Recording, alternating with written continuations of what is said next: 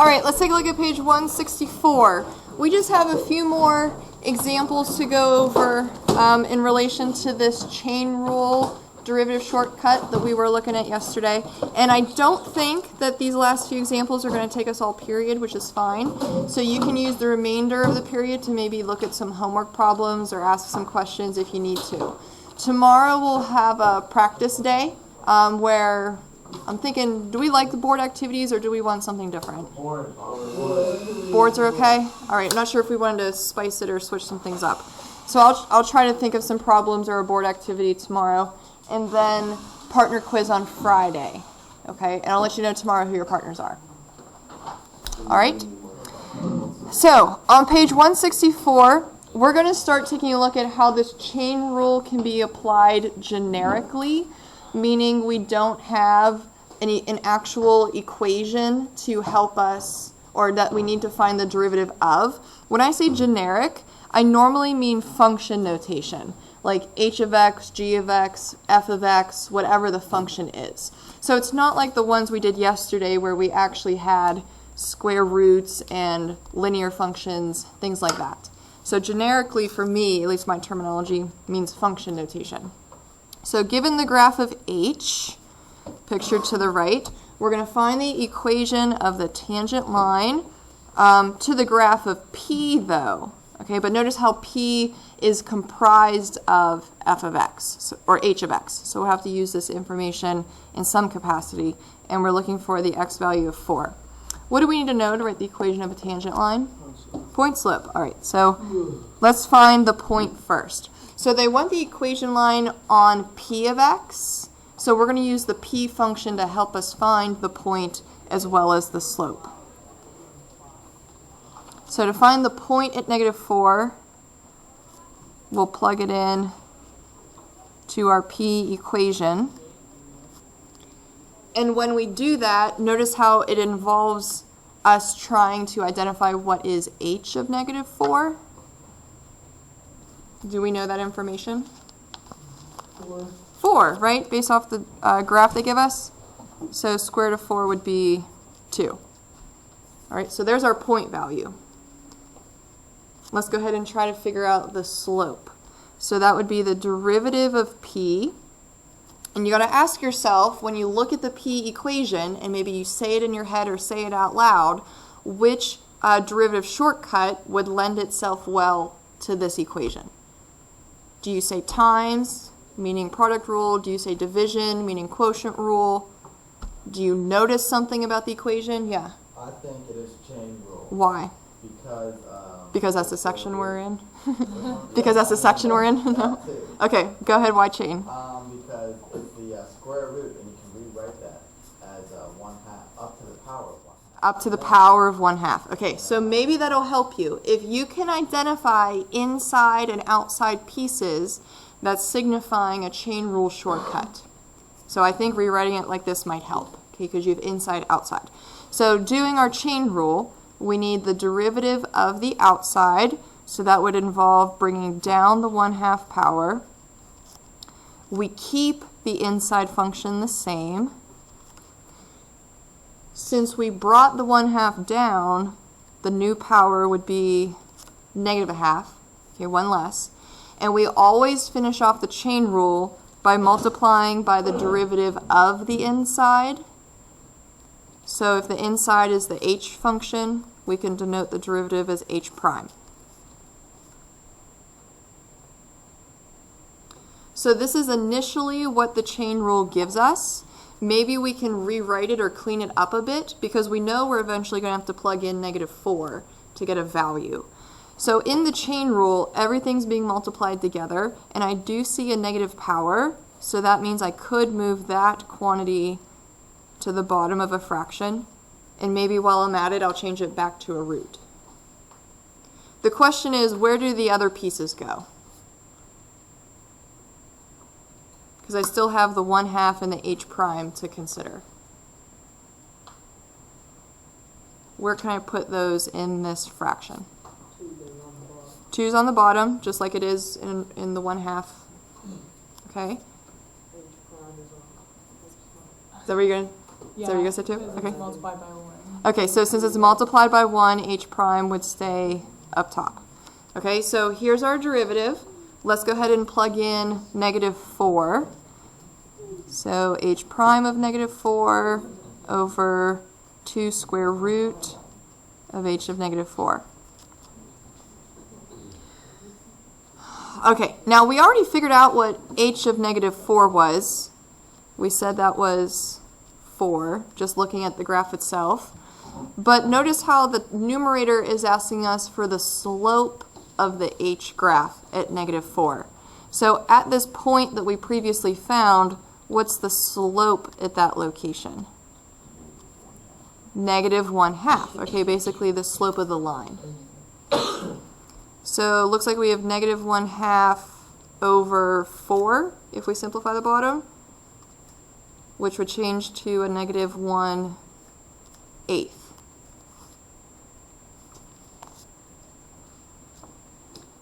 So we know the point, we know the slope. We can now write our equation. Kind of run out of room though. Y minus the point equals the slope times x plus 4.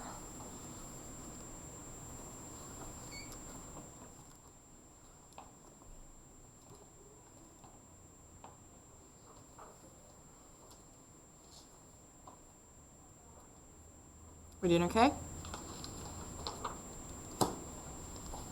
All right, let's go ahead and try some more generic examples, okay, just using function notation to help us through some of these derivative questions. So kind of similar to the last few sections we've been having with these derivative shortcuts, maybe we can utilize a table of values to help us figure out some of these questions. So for the first one, is the graph of h of x, which is comprised of g or f of g of x, increasing, decreasing, or at a max or min at this value of 3. Can we think about or discuss what we should be identifying or what we should look for in order to help us answer that question? How do we know when a function is increasing, decreasing, or at a max or a min? What do we need to analyze? Yeah. Increasing is a positive derivative. Decreasing is a negative derivative. Yep. And then a max and min are the derivative equals 0. It depends on what values are before or after. Before or after. Okay, so notice how this is just asking in a general case at a max or a min. So that would be a value of 0. So all of those scenarios, though, involve identifying something about the derivative. So let's see if we can figure that out first. So if you take a look at h of x, and we want to find its derivative, if you were to read it out loud, do you ever say times? Do you ever say divide? Or can you identify inside-outside pieces? It needs to clue us into what shortcut to use.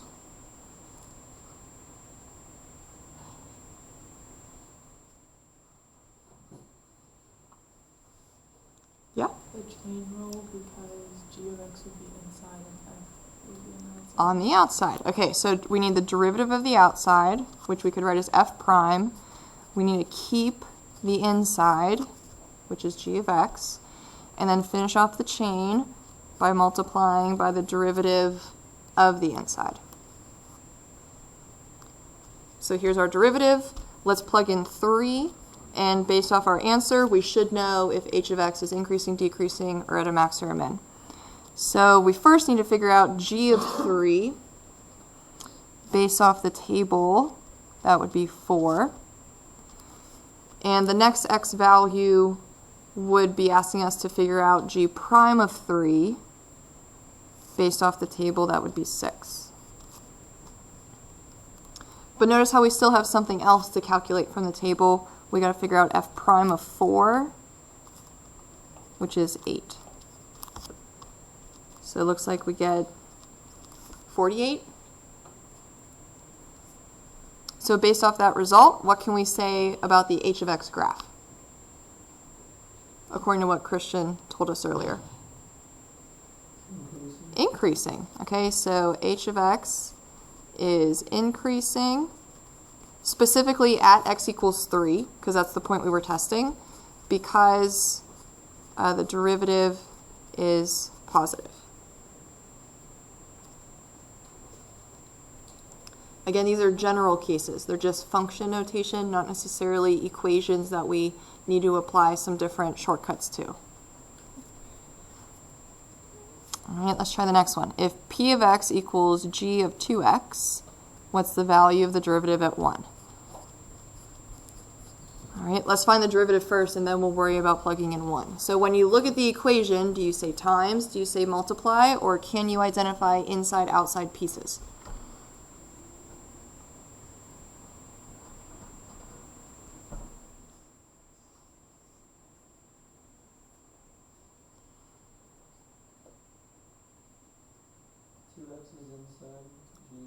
There we go. So we got our chain. So we need the derivative of the outside, which would be g prime, keep the inside, and then finish the chain by multiplying by the derivative of the inside, which would just be 2. So there's our derivative. We'll plug in 1. So we got to figure out what's g prime of 2 times 2. And based off the table, g prime of 2 is negative 1. So if we multiply by 2, we'll get negative 2.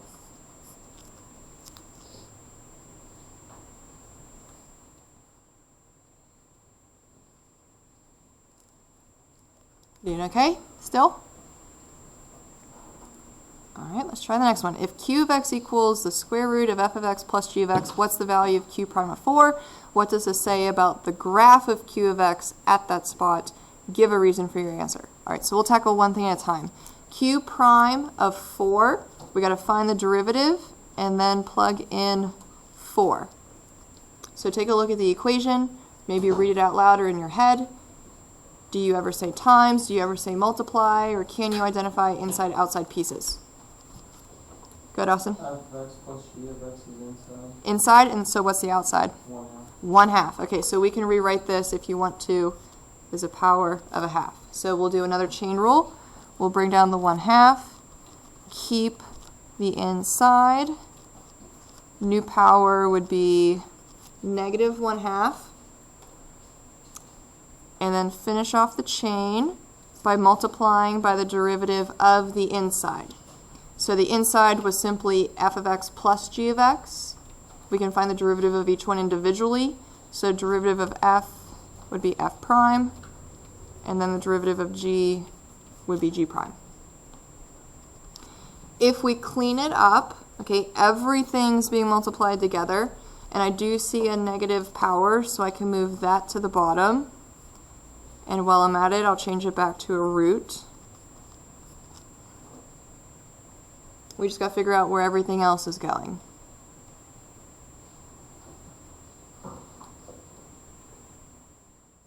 Let's see, the 2 from the 1/2 can go to the bottom. And then this f prime plus g prime, since it's being multiplied by 1 and has a positive power, can just stay up front, or stay up top. So there's our cleaned up derivative. They want us to plug in 4. So again, we're going to use the table to help us out. F prime of 4 was 8. G prime of 4, negative 2. For the bottom, f of 4 was 1. G of 4 was 7. So we get 6 over 2 square roots of 8, which we can simplify to 3 over square root of 8. By the way, on the AP exam, you can leave square roots in the denominator. They do not expect you to move them up top. Okay? So you can leave it like that. So here's our derivative value. What does this say about the graph of q of x? Can we describe how it's behaving? Why? It's positive derivative. Q of x is increasing, specifically at x equals 4, because that's the point we were testing, because the derivative is positive.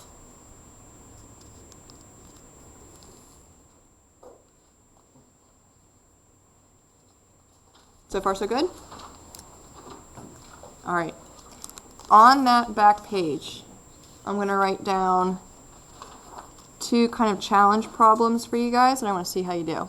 Both of these I found on the Calc 2 review site, but it applies to what we're doing here. And it's actually kind of similar to the last one we did.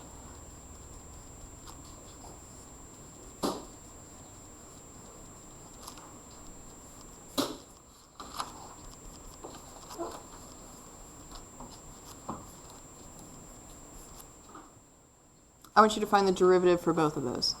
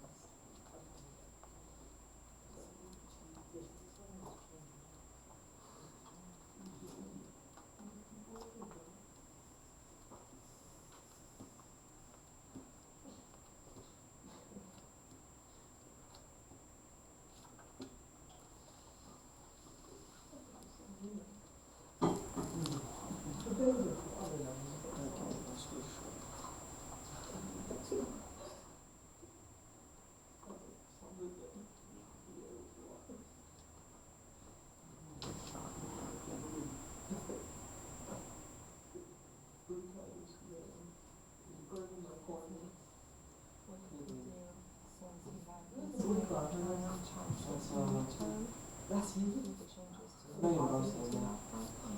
And that's the, these two colors, Don't forget your 3x on the inside. oh, gosh. Wait, there's a 3. I know, The but if derivative you of have a trig function, you always set up an angle. Ooh, so I have to put this right here. But that's it. That's good. Oh, let's go. I think you have an extra x in that. Should go. Oh, yeah, you're right. Because this is the same, let's bring that over there, so this is the same as. That's the same.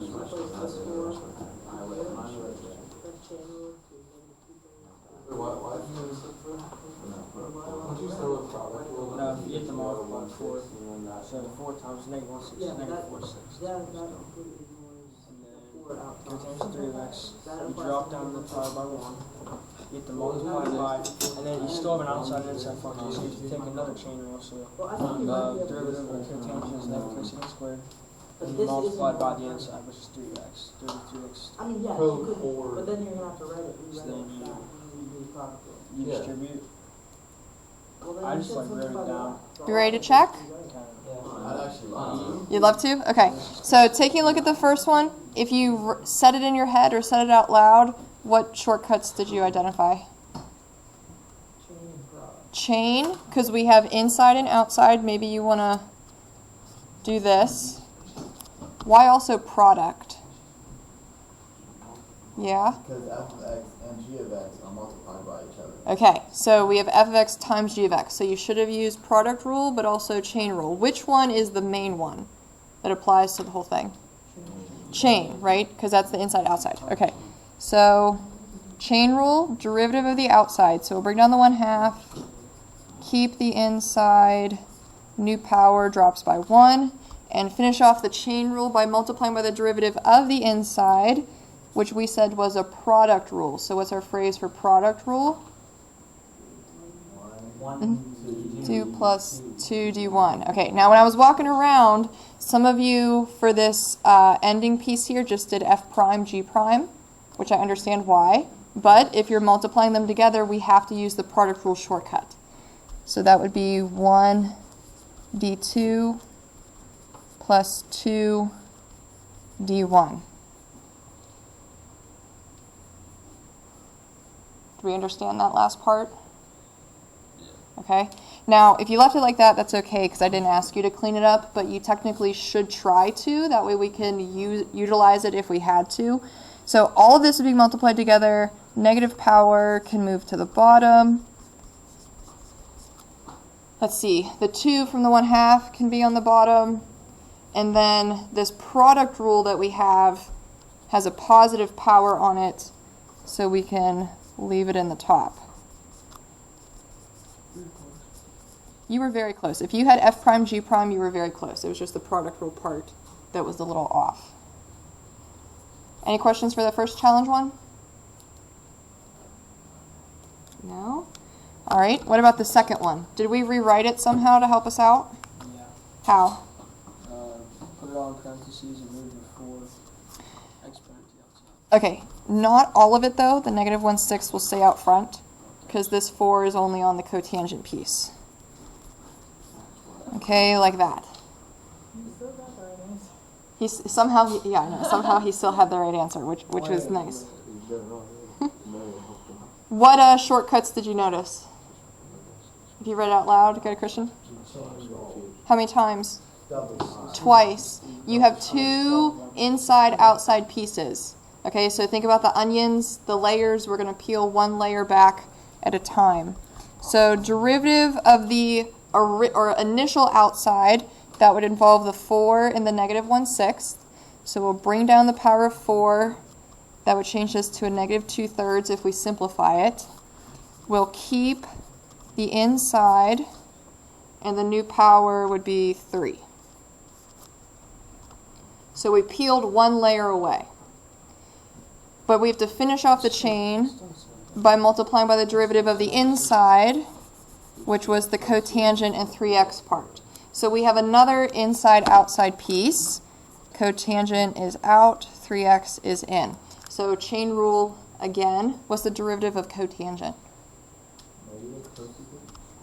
Negative cosecant squared. We'll keep the inside function and finish off the chain by multiplying by the derivative of the inside, which is 3. All right, some of you left it like that, which is fine, but really we should try to clean it up a little bit just in case we had to use it. So if I take a look at the numbers, negative 2/3 times negative times 3, we'd be left with 2.